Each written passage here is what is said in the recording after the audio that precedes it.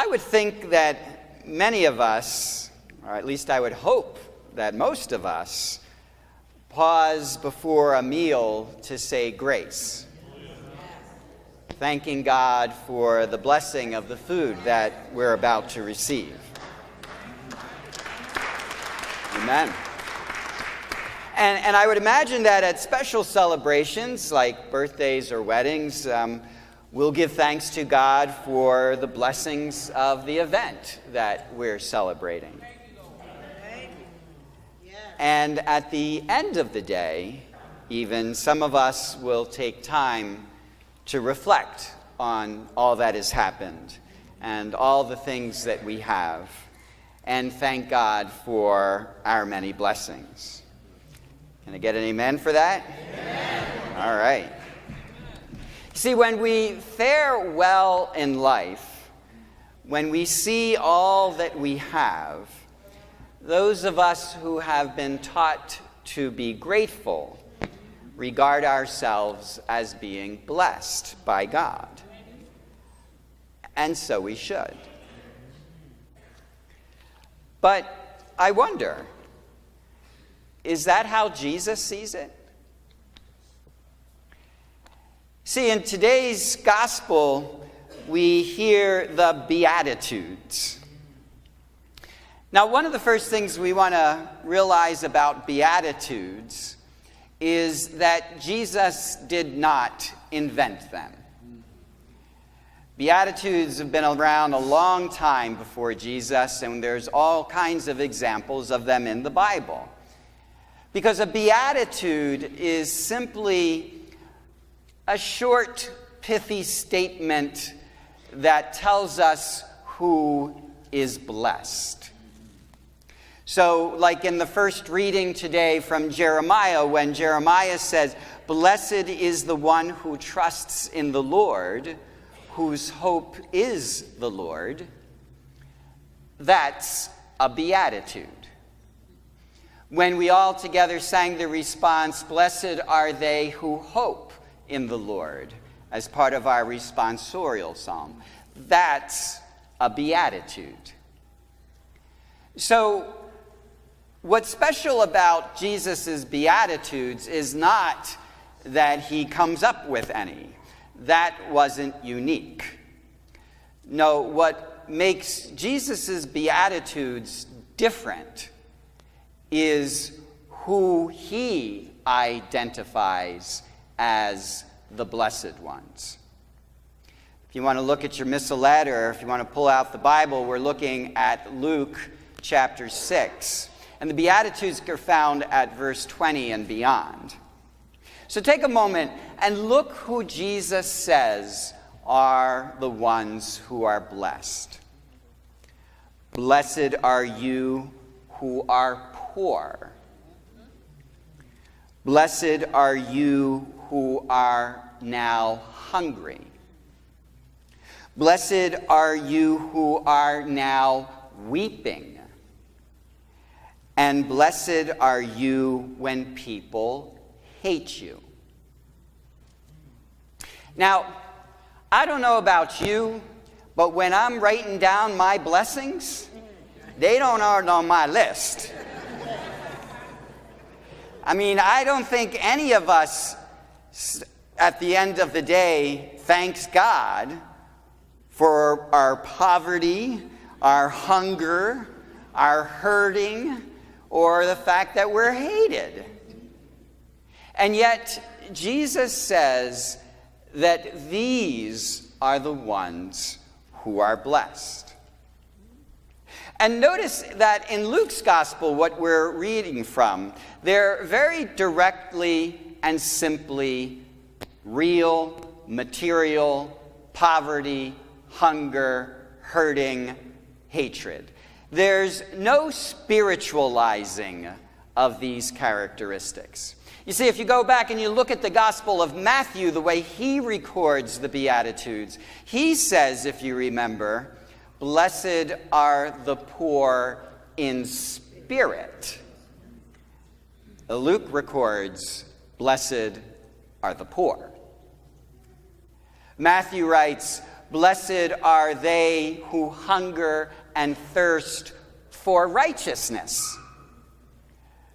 Luke says, blessed are you who are now hungry. It's clear, at least from Luke's gospel, that Jesus is talking about real hardship that people experience. And as if to drive the point home, Luke records a series of woes to go with the blessedness. So he tells us at verses 24 and beyond, but woe to you who are rich. Woe to you who are filled now. Woe to you who laugh now. And woe to you when all speak well of you. There's no getting out of this, folks. You're either poor and blessed, or you have wealth and you're cursed. You're either hungry now and you're blessed, or you just had yourself a great Sunday school breakfast and you are cursed.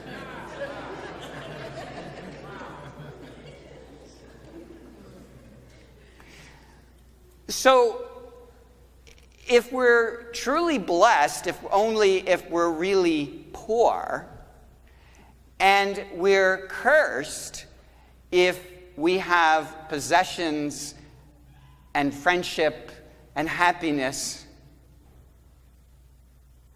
what are we thanking God for? We're trapped in this. You know, it's no wonder that people like Karl Marx say that religion is the opiate of the people. Because Marx was well aware of how wealthy and powerful people used these words of Jesus to keep people poor and oppressed.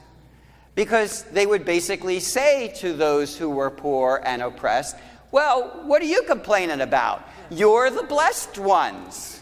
And in fact, if you get out of your poverty, or if you get out of your hunger, or your unhappiness, or your hatred, then woe to you. So we're all doing you a favor by keeping you poor and oppressed.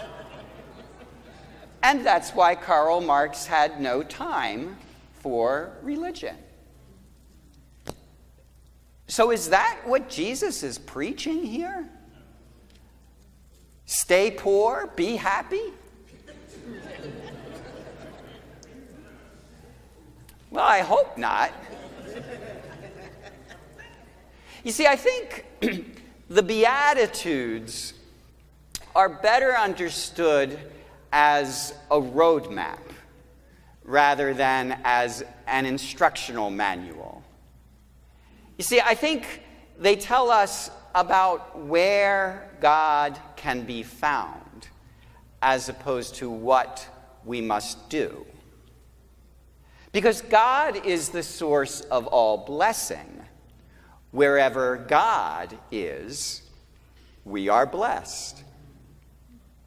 And God is present to those who are most in need of God's love and care and presence. So you see, the poor and the hurting aren't blessed because of their poverty and their hurt. They're blessed because God is present to them in their poverty and their hurt.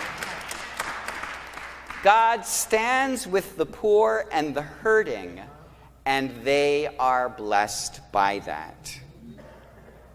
So you see, the Beatitudes call us to believe and to trust in our blessedness, even when it doesn't feel that way to us.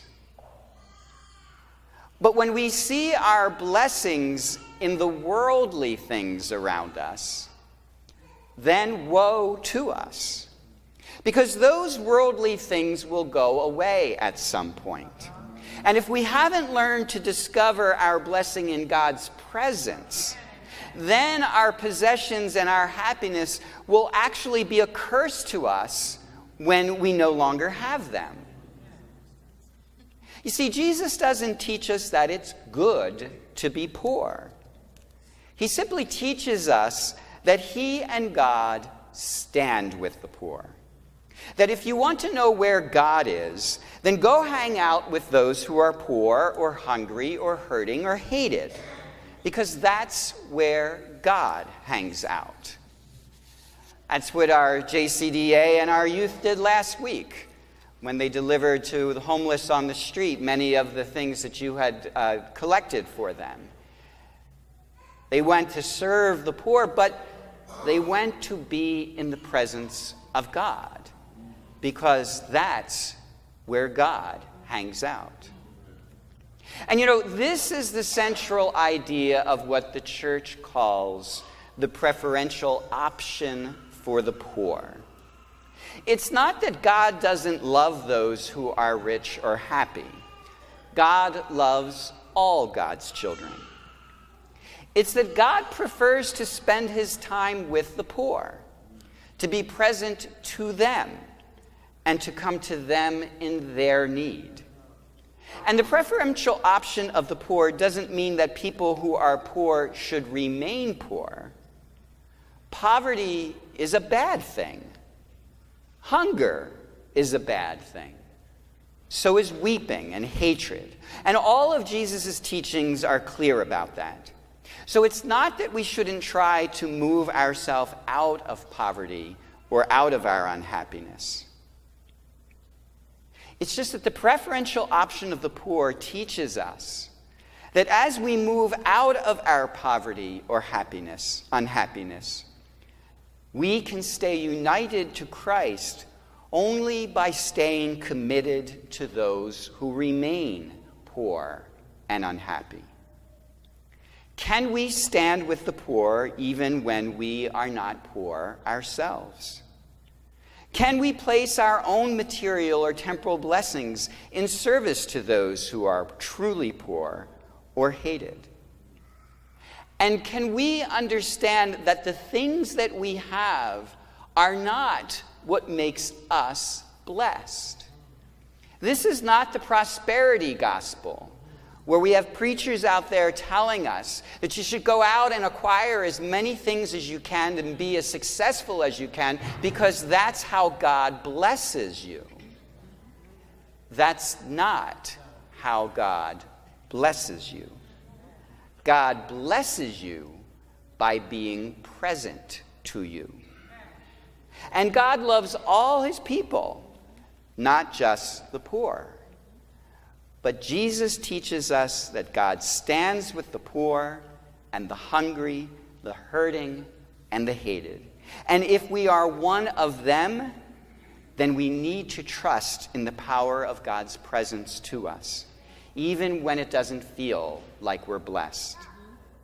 And if we're not one of them, then we need to stand in solidarity with them to share in the blessing of God's presence there. So before every meal, during our special celebrations, at the end of the day, should we be thanking God for the blessings we've received? Absolutely. But we should be clear about what those blessings truly are. Possessions and food and happiness and friendship are actually not the blessings themselves. They are all good things to have.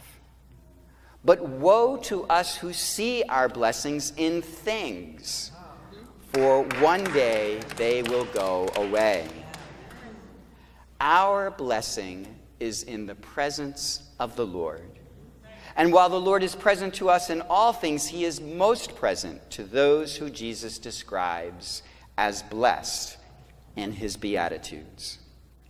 So thank the Lord for your blessings. Thank you for his presence in your life. And then be sure to place that blessing in service to those who Jesus blesses: the poor, the hungry, the hurting, and the hated. And after that, then rejoice and be glad, for your reward in heaven will be great. Amen.